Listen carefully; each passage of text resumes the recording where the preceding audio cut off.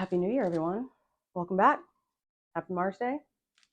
Happy Year of the Wood Dragon. All those things. As you can see, I'm just doing a little flower arranging. Simple little bundle I got at the store. And I just was dying to use this most adorable vessel that a friend, neighbor, and collective co-creator, we'll call her, gave to me. She's always finding the perfect little things, little treasures from her secret treasure spot that's not my it's not my jurisdiction to tell her secrets in that regard. But she's known for her thrifting abilities and scavenging for just the prettiest little things and knowing how to find just the right thing for just the right person. So if you're watching, you know who you are. I love this. And the color with these flowers that I got, I'm really loving this. So you inspired this flower bundle. I wanted to check in just to say hey. I hope everyone had a restful end of 2023. I, for one, was so ready to put a nail in that coffin.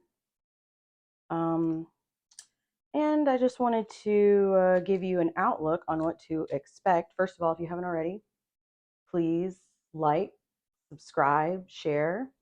I'm going to be leaning a bit more into some transit outlooks for people. I'm going to really try to strip it down to be digestible and resist the temptation to say things that I would reserve to like other people, to other astrologers, I guess, like sort of try to speak a more common language to make the things that I see coming up useful to the layperson, because honestly, not everyone is meant to study astrology, not because of some, aptitude that you lack or whatever. It's just not, just like everyone's not meant to study chemistry, or not everyone's meant to study medicine or the law.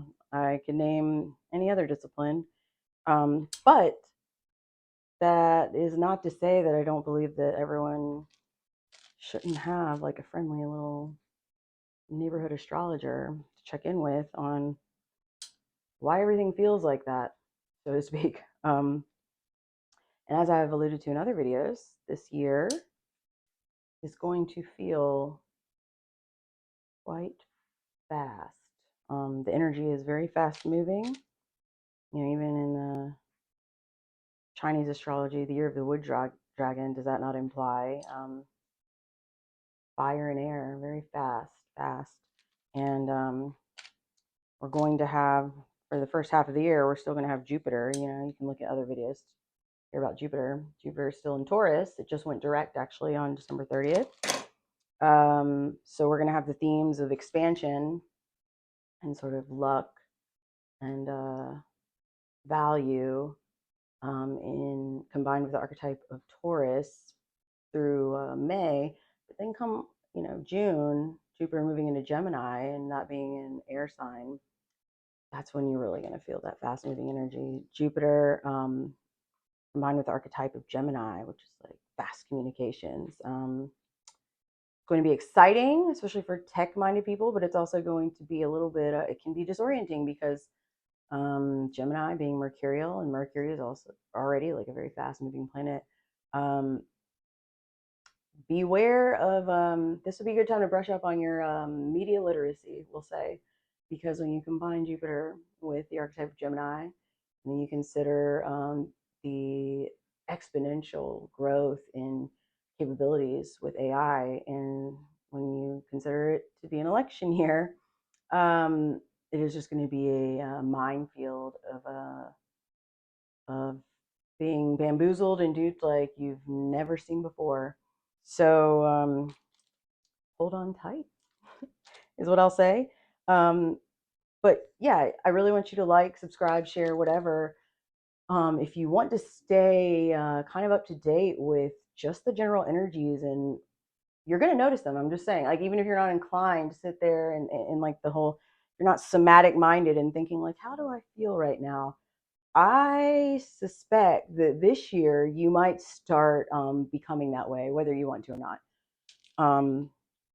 It's going to be impossible not to notice the pace of the energy this year.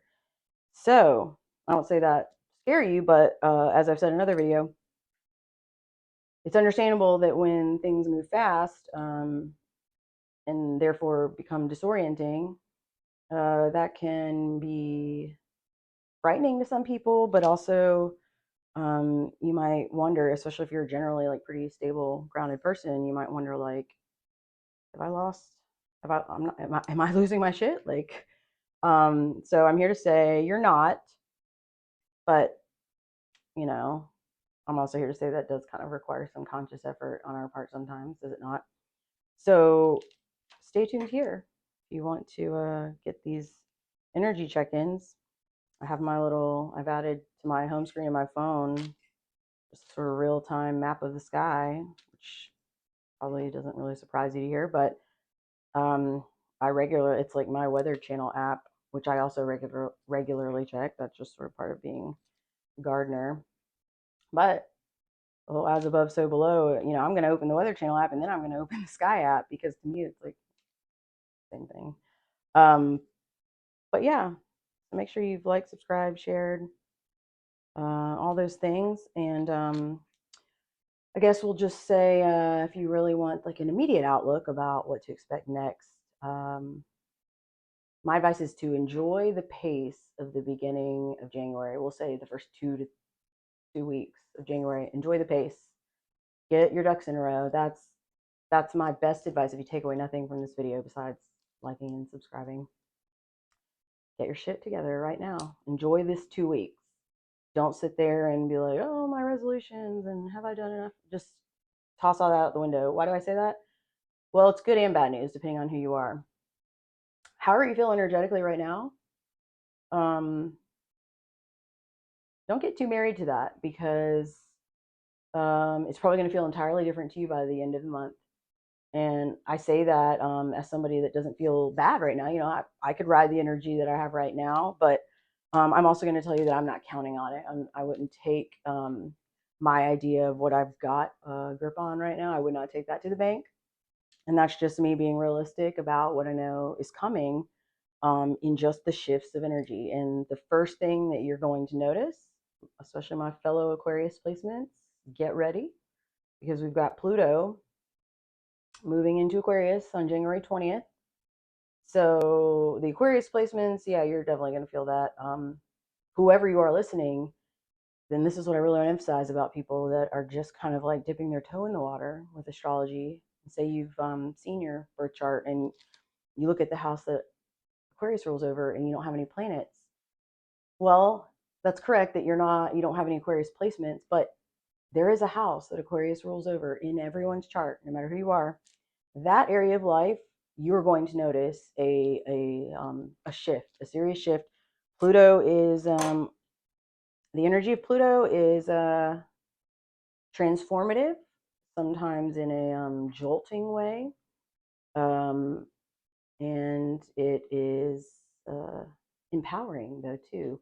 But the thing about empowerment is it often it finds us in a state to where we're not ready for the power that Pluto often can bestow or bring. So, what does that mean? That often means a tower. That often means that things that will not support this next chapter got to go.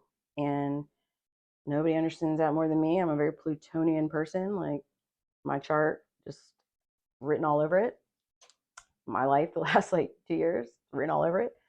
One thing about me is this iteration of my incarnation, or however you want to look at it.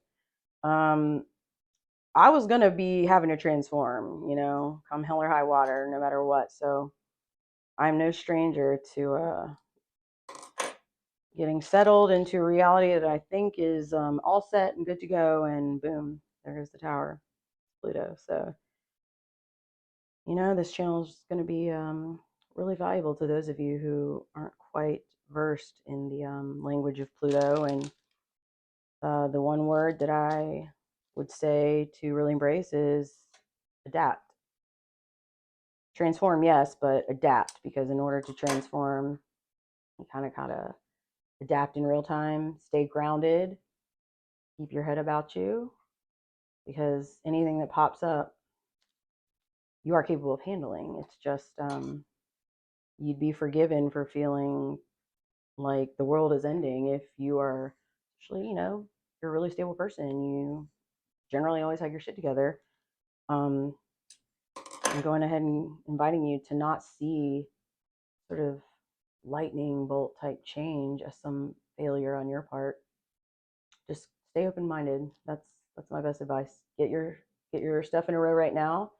Don't get too settled into the energy, which for some of you can be a really welcome bit of advice, because if you're feeling a little bit like the New Year's dragon for you, don't worry about it, because you are going to feel some sort of difference, some sort of shift in some area of your life. And if you've got placements in Aquarius, maybe a little bit more than that. So I'll be there with you, navigating it. I'm just going to keep a good attitude, because what the hell else am I going to do?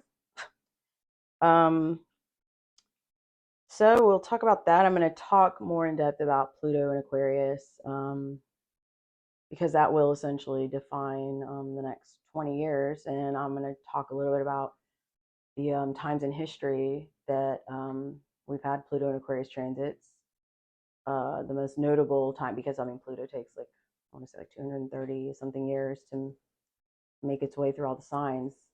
As an outer planet, it's collective energy, and it's extremely transformative. So we've got a lot of history to look back on in terms of what the nature of Pluto and Aquarius, how it really manifested and shaped history. So we'll talk about that. And like I said, in the meantime, just get what you have together in a row, get a hold on what you've got, take care of what you have. And before you go beating yourself up about what you don't have or what you wish were different, I promise you that things are going to shift soon enough to where you will realize it was a waste of time to sit there at the beginning of January and just go, oh, I don't feel this or I don't feel that. And it's all going to be dependent upon your attitude. I can't emphasize that enough, because one thing about what I talked about with Gemini and Jupiter, and the activity that's going to be concentrated in the air signs this year. It's Pluto and Aquarius being the most obvious, but even the concentration of energies plus Pluto, there's going to be almost this bottlenecking of planets in Aquarius, and you're going to have to get used to the idea that your thoughts are going to have a lot more weight than maybe before. You're going to notice how your attitude and the things that you say to yourself in your head, but also out loud, are going to matter more than ever. So start being kinder to yourself, especially with the self-talk and the narrative that you have inside. Because when you think of the wood dragon, just in Chinese astrology, but also just the archetypes of just what I've mentioned, the planets plus the signs. If there was ever an era to where you need to adjust to thoughts becoming things, this is the one. So that can be scary for people. So start rewiring yourself as needed right now, and get those inner narratives, get those straightened out. And you'll also find over time that when your inner narrative improves and cleans up, a little kinder to yourself, the narrative that you carry out into the world, as towards others, as towards the environment, as towards everything in your life, will improve also. Because I don't think it's a secret to say that people that don't know how to treat themselves properly, who don't know how to value themselves properly, who don't have a well-established sense of their own value and their potential in the world, are not capable recognizing and embracing and supporting and um, acknowledging it in somebody else. So it starts with you. Number one, you're worth it, but so are the people in your life. So are the animals in your life. So is the planet. Start treating yourself better so you can treat things around you better.